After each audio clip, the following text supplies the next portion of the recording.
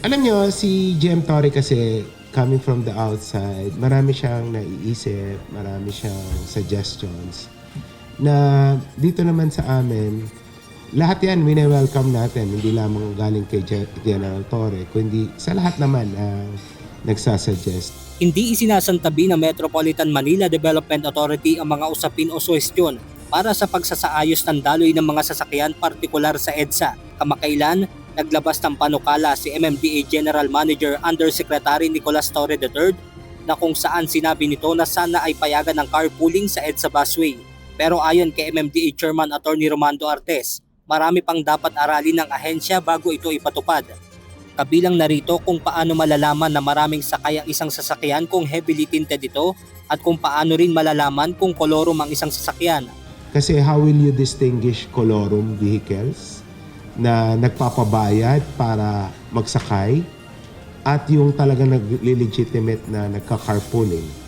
So, baka magamit ito at mauso para mangulorum na alam naman natin na ang colorum vehicle ay disadvantageous sa ating mga mananakay.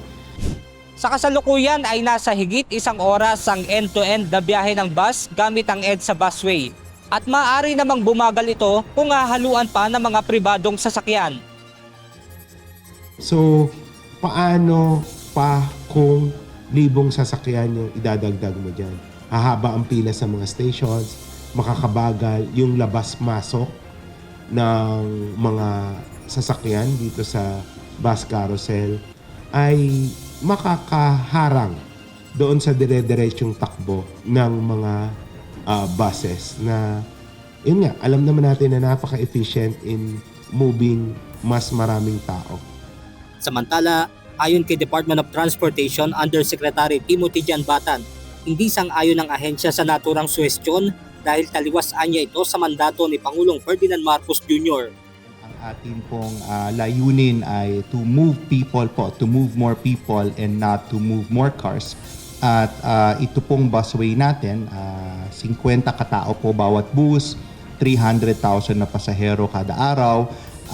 Kailangan po nating panatilihin yung convenient at mabilis na travel time po para po sa napakaraming gumagamit itong ating busway.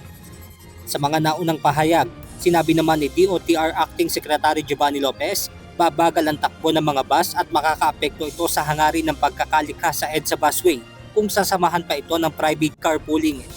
Samantala, nagpahayag naman ng pagsuporta ang Provincial Bus Operators Association of the Philippines patungkol sa pagtutol ng DOTR sa carpooling dahil nakadisenyo ang exclusive bus lane para sa mass transportation. Sinabi naman ni ALTODA President Melencio Boy Vargas na bakit kailangang guluhin pa gayong maayos naman ang kasalukuyang lagay ng EDSA bus carousel at mauulit lang ito sa dating buhol-buhol na traffic kung isasama pa ang mga pribadong sasakyan.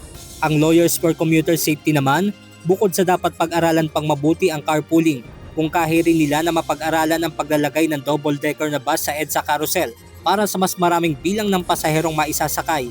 Samantala, ayon naman kay Palace Press Officer Undersecretary Claire Castro, malinaw na opinyon o suhestyon pa lamang ang nasabing carpooling sa EDSA busway.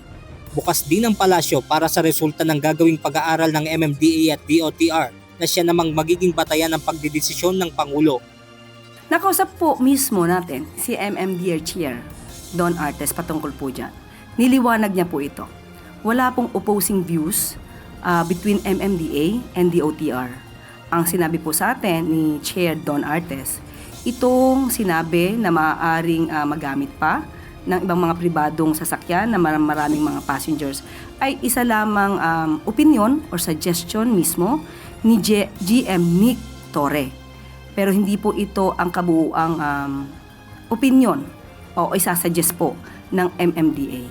So maganda pong suggestion yan, pero maliwanag naman po kung para saan ang EDSA busway. Benedict Samson, UNTV News and Rescue. Diyos ang aming sandigan, serbisyo publiko ang aming pinahahalagahan.